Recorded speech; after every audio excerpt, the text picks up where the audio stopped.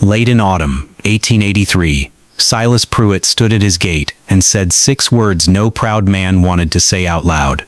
"Help me with the house." Behind him, 3 children he could no longer feed alone. Beside him, a ranch already sliding toward ruin. The woman he said it to was a stranger to most of the valley, Ivy Coleridge, traveling through with nothing but a trunk and a debt she never explained. Neighbors whispered that Silas had lost more than his wife that spring. They said he'd lost his judgment too, handing his children, his home, his last chance to someone nobody knew. But Ivy didn't ask for charity, and she didn't offer pity. She asked one question instead: what had already failed, and why? By the time the first snow reached the windows, the whispers had changed, because what Ivy Coleridge rebuilt that winter wasn't just a house. It was a ranch nobody believed could be saved, and a family nobody thought would make it to spring. Before we go any further, drop a comment and tell me where you're watching from tonight. And if stories like this keep you up past midnight, hit subscribe, because Silas Pruitt's winter is one you won't forget by morning. Late autumn, 1883, the Pruitt Ranch sat on the edge of a valley that had already buried too many families that year. Silas had buried his wife in June, and by October he was burying something else, the last of his pride. 3 children depended on him. Wyatt, barely 10, old enough to work but too small to carry a man's load. The twins, Ada and June, 6 years old, who still asked when their mother was coming home, and never understood why nobody could answer. Silas answered them the only way he knew, by working until his hands split and his hired men quit one by one, tired of wages that never came, tired of watching a man drive himself into the ground for a ranch that seemed determined to fail. By the time the first frost hit the fence posts, he was alone with 3 children, a barn half collapsed, fences that hadn't been mended since spring, and a debt that grew heavier every time the banker rode past without stopping to talk. Silas had stopped waving. There was nothing left to wave with. What nobody in the valley expected was the stranger who stepped off the coach at Miller's Crossing 3 days later. She carried 1 trunk, wore a traveling coat too fine for the mud she walked through, and gave her name as Ivy Coleridge, nothing more. She didn't explain where she'd come from. She didn't explain why a woman traveling alone, this far into open country, this close to winter, wasn't in a hurry to keep moving toward somewhere warmer, somewhere safer, somewhere with a proper railroad depot instead of frozen wagon ruts. The innkeeper's wife noticed she paid in coin that looked newly minted, counted careful, like every dollar had already been spoken for somewhere else, like she was measuring out a life instead of a room. Ivy asked only one question before she took her key. Was there work nearby, the kind that paid in shelter instead of wages? The innkeeper's wife laughed at first, the way anyone would laugh at a woman dressed like that asking for ranch work, until she remembered the Pruitt place, and the look on her face changed into something closer to pity. Silas heard about the woman from a neighbor before he ever saw her face. He almost didn't ride into town at all. Pride had carried him through burying his wife, through losing his hired hands one by one, through nights he didn't tell his children how close they were to losing everything they had left. But pride doesn't feed 3 children through a Wyoming winter, and Silas knew it better than anyone standing on that street. When he finally stood in front of her outside the trading post, he didn't waste words on introductions, and he didn't waste time on pleasantries either. He said 6 words that the whole street heard, and half the valley would repeat by supper. 6 words no one expected a man like Silas Pruitt to ever say out loud. "Help me with the house. Your kids won't go hungry." Ivy didn't answer right away. She looked past him toward the wagon, toward the children waiting in it, toward the thin coats and thinner faces pressed together against the cold, and something in her expression shifted, though nobody standing there could say exactly what it was or why it mattered so much to her. She didn't ask about wages. She didn't ask about a room, or a contract, or how long the work might last. She asked what had already failed. Not what needed doing, but what had already been tried and broken, because Ivy Coleridge had learned somewhere, in a life nobody in that valley knew anything about, that people who ask what needs doing usually repeat the same mistakes twice, dressed up as new plans. Silas told her about the barn roof that had caved under last year's snow load, about the well that ran shallow every February, about the root cellar that flooded whenever the ground thawed too fast, and rotted half the winter stores before anyone noticed the smell. She listened without writing anything down, without asking a single question twice, her eyes narrowing slightly at certain details as though she were building something in her mind he couldn't see yet. When he finished, she said only one thing, quiet enough that he had to lean in to catch it. "Then we start with the roof, before the snow proves you right again." The ride back to the ranch was silent except for the wheels grinding over frozen ruts. Wyatt watched the stranger from the back of the wagon, arms crossed, saying nothing, the way a boy watches something he isn't sure he trusts yet. Ada and June huddled closer to each other, whispering questions Silas couldn't quite hear. Ivy sat straight-backed beside him, watching the fence lines, the slope of the land, the direction the wind was already bending the tall grass, as though she were reading something written across the whole valley that Silas himself had stopped noticing years ago. When they crested the last rise and the ranch came into view, sagging barn and all, she didn't flinch. She studied it the way a doctor studies a wound before deciding whether it can still be saved. That first evening, while the children ate what little stew was left in the pot, Ivy walked the property alone with a lantern, tracing the fence line and the barn's crooked shadow, and she didn't come back inside for almost an hour. Silas watched from the window, uneasy, wondering what kind of woman inspects a stranger's land in the dark instead of warming herself by a fire.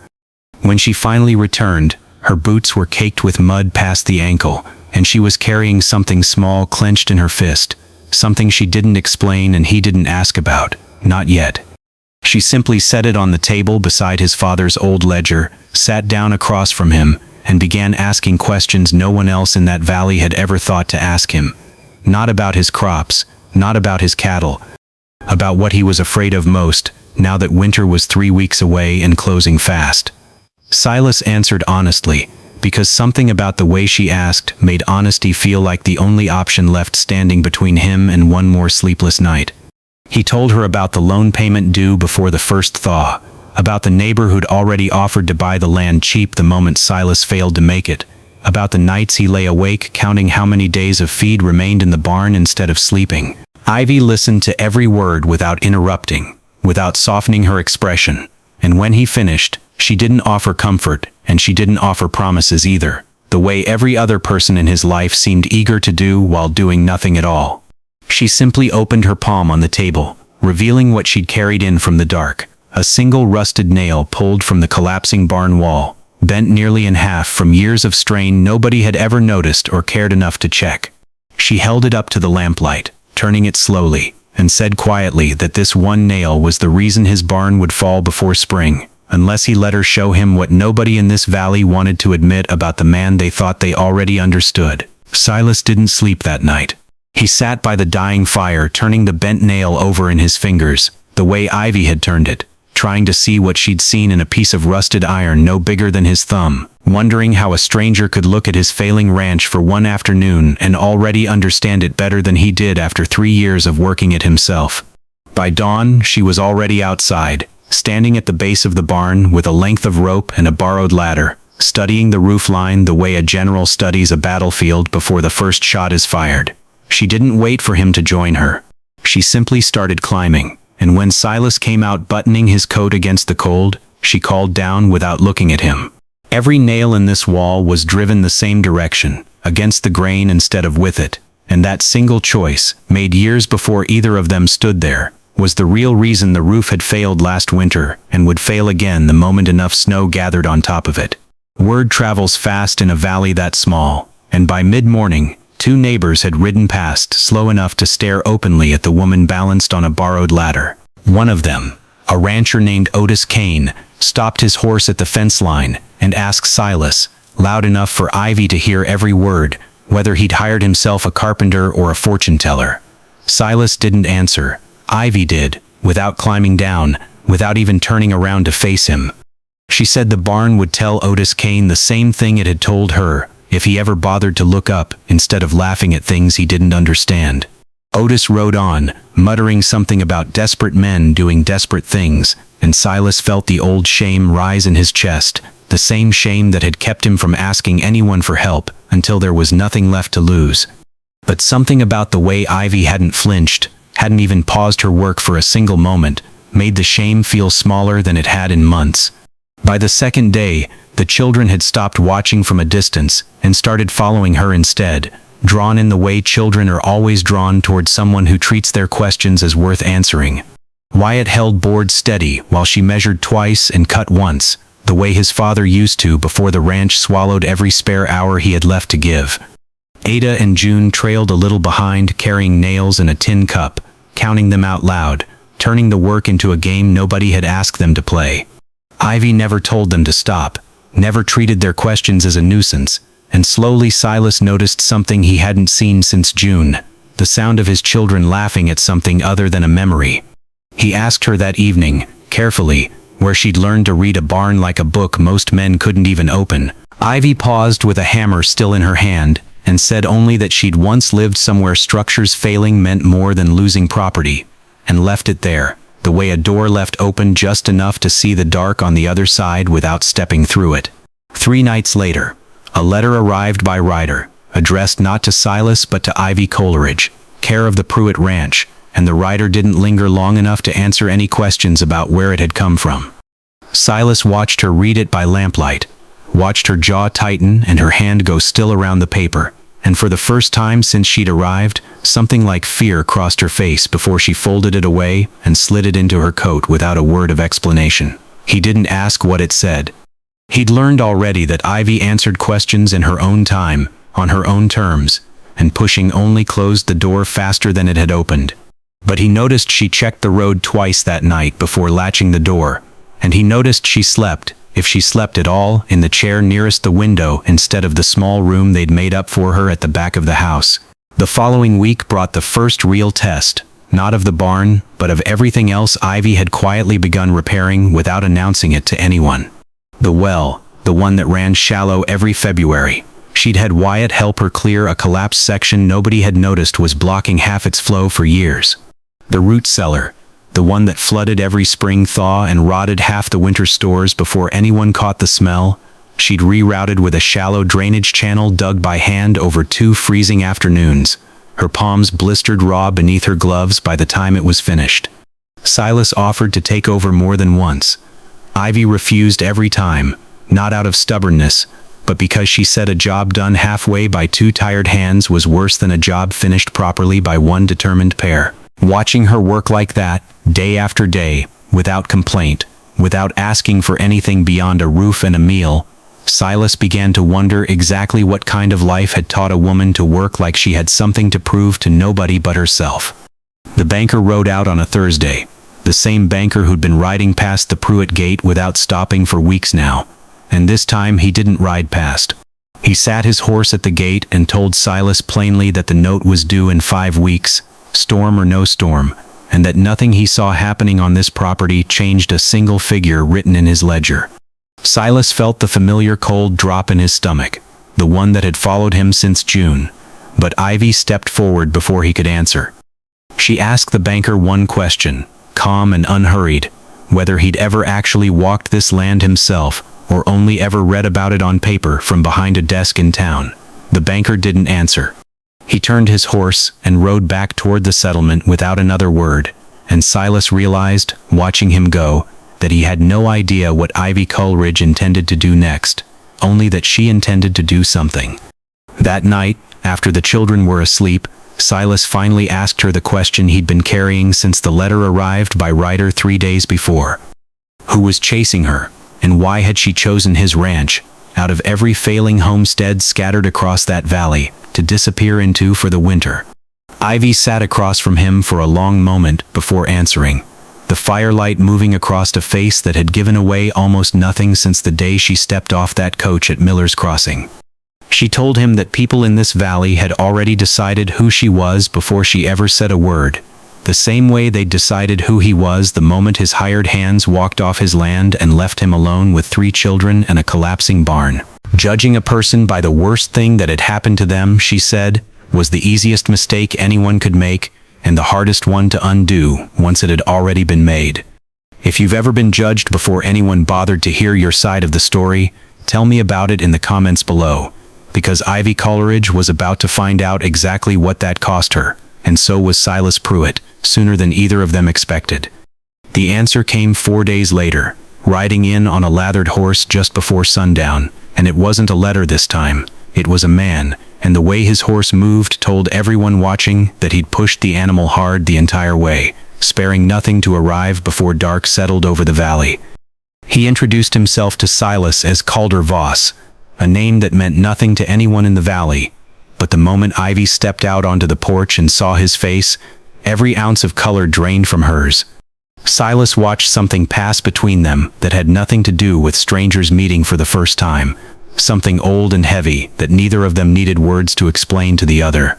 Calder Voss tipped his hat toward Silas with a politeness that felt rehearsed, practiced on doorsteps in towns Silas had never heard of, then looked past him straight at Ivy and said only that it was time she came home and settled what she owed, before this whole valley learned exactly what kind of woman they'd let into their houses.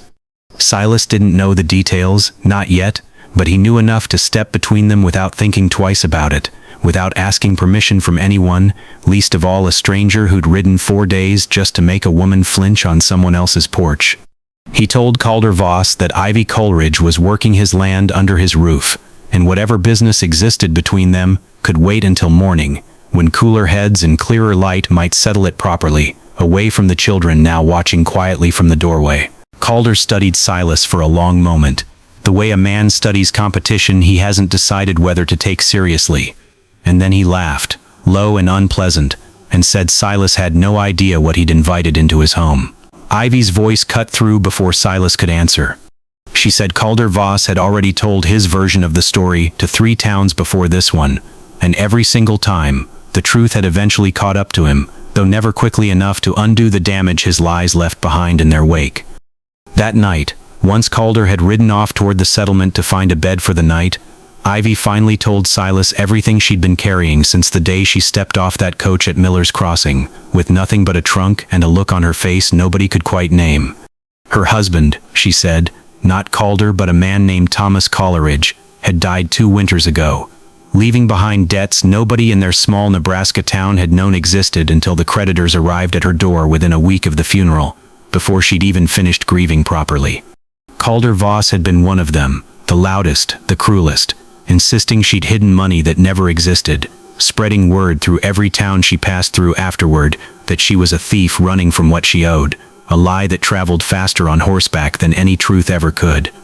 Silas asked her the only question that mattered to him by then, whether any of it was true. Ivy looked at him steadily and said she'd buried a husband, paid what little she truly owed with what little she had left after the funeral costs, and spent 2 years being punished for debts a dead man left behind that were never legally hers to carry in the first place.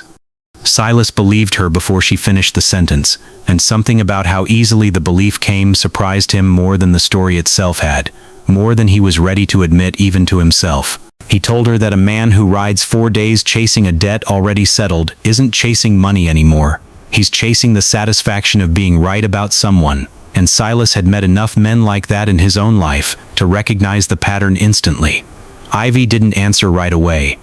She sat by the window a long while, watching the dark fields where the barn now stood straighter than it had in years, where the well ran deep again, where the root cellar stayed dry through every thaw, and said quietly that this was the first place in 2 years that had felt like something worth fighting to keep, instead of something worth running from. Silas didn't say anything back. He simply banked the fire a little higher than usual and left the door unlatched in case she needed to move quickly before morning. Calder returned 3 days later, not alone this time, but with the same banker who'd ridden out demanding payment the week before, and the sight of the 2 of them riding up the lane together, deep in quiet conversation, told Silas everything he needed to know before either man ever opened his mouth. Calder had done exactly what men like him always did, found the one lever in town already pressed against Silas and pushed it harder, offering the banker information about Ivy's supposed debts in exchange for quiet cooperation on foreclosing the Pruitt loan early, storm or no storm, note due or not. The banker didn't deny it when Silas asked outright, standing squarely between them and the porch where his children were watching from the window. He simply said business was business, and a man harboring a wanted debtor on mortgaged land gave him every right to call the note immediately, regardless of what the calendar said about when payment was actually due. Ivy stepped forward before Silas could speak, the same way she had with the banker weeks earlier, calm in a way that unsettled both men standing at the gate in the thin autumn light. She told Calder Voss, in front of witnesses this time, in front of Silas and the banker and anyone else who happened to be riding past, that she still had every receipt proving Thomas Coleridge's debts had been settled in full, tucked inside the very trunk she'd carried across 3 states trying to outrun a lie that had somehow outrun her instead. She told him she was done running from a story that wasn't even true, and that if he wanted a fight, he'd finally found one worth losing, in front of the only people left in this valley whose opinion of her actually mattered. Calder's confidence cracked for just a moment. A flicker Silas caught before it disappeared behind practiced bravado, and in that flicker Silas understood something Ivy herself hadn't said aloud yet, that Calder Voss had never actually expected her to stop running and stand her ground instead.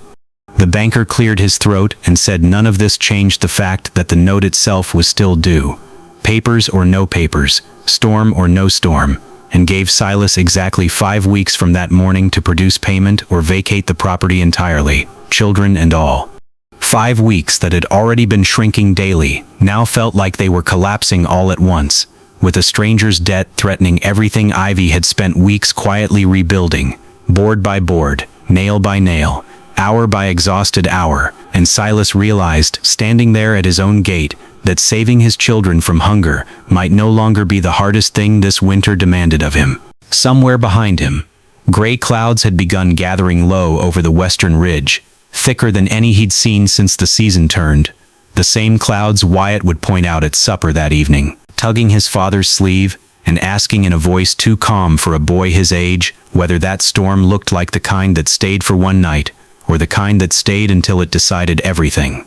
The storm arrived 2 nights later, faster and harder than even Wyatt's careful eye had predicted, and it didn't announce itself gently. The wind came first, tearing across the western ridge before midnight, rattling the windows in their frames like something trying to get inside, and by the time Silas woke to the sound of it slamming against the shutters, snow was already falling sideways, thick enough to blur the barn from the kitchen window entirely.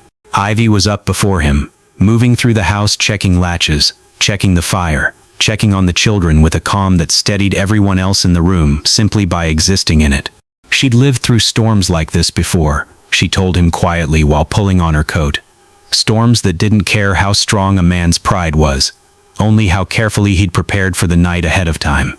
Silas thought of the barn roof, the nails driven the right direction now, the well cleared, the root cellar dry, and understood for the first time exactly how much of tonight's outcome had already been decided weeks ago, board by board, without either of them fully realizing it at the time.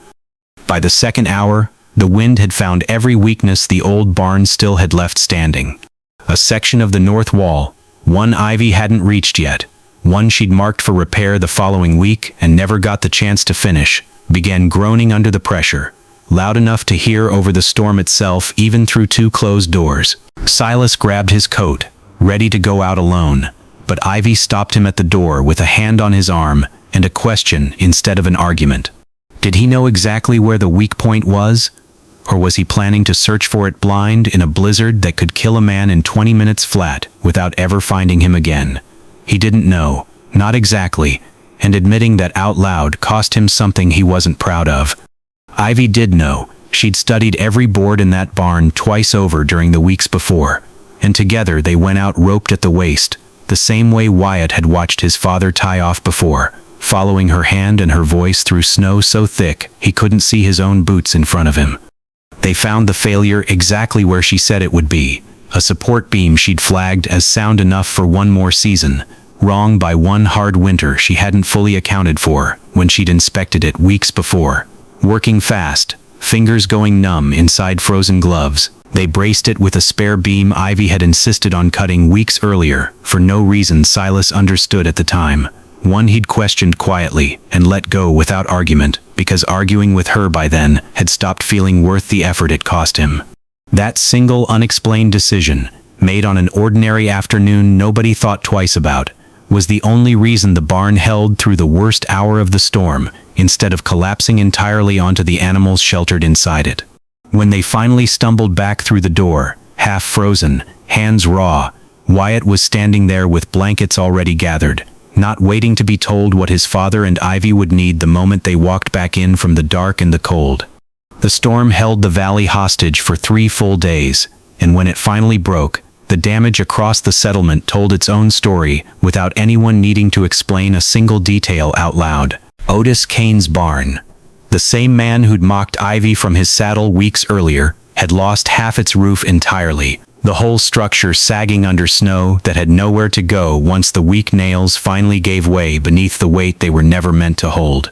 2 other homesteads had lost livestock outright, caught in structures that hadn't been checked, hadn't been repaired, hadn't been tended by anyone paying close enough attention until it was already too late to matter.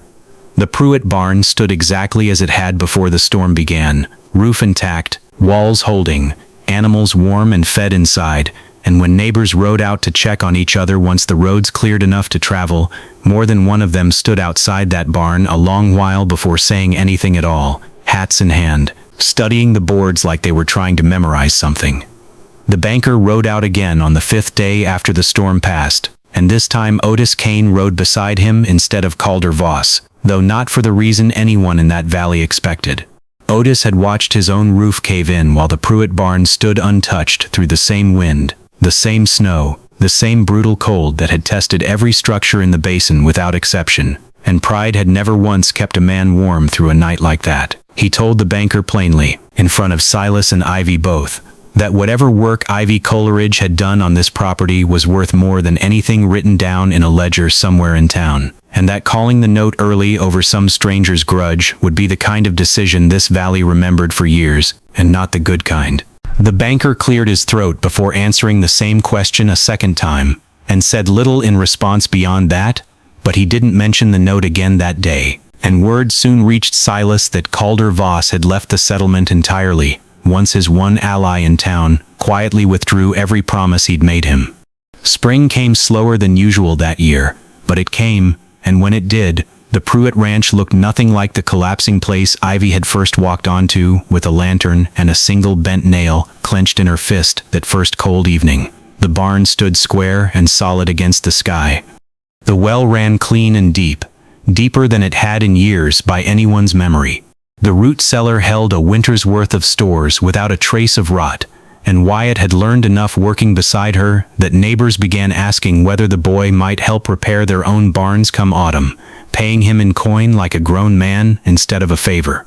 Ada and June still kept the tin cup they'd used to carry nails that first week, though it now held marbles instead, a small ordinary thing that had somehow outlasted an entire winter nobody thought the family would survive intact. Silas never once asked Ivy to stay. He didn't need to. Some mornings, watching her walk the fence line the way she had that very first day, reading the land like something written just for her to understand, he simply knew, without a single word passing between them, that she already had. If this story reminded you that the people who show up quietly, without asking for credit, without asking for anything at all beyond a chance to be judged fairly, are often the very ones who end up saving everything, then you already understand exactly why Silas Pruitt never once regretted those 6 words he said outside the trading post that autumn morning. Subscribe if you want more stories like this one. Stories about the strangers who become family, about the winners that test what people are truly made of underneath every excuse and every fear.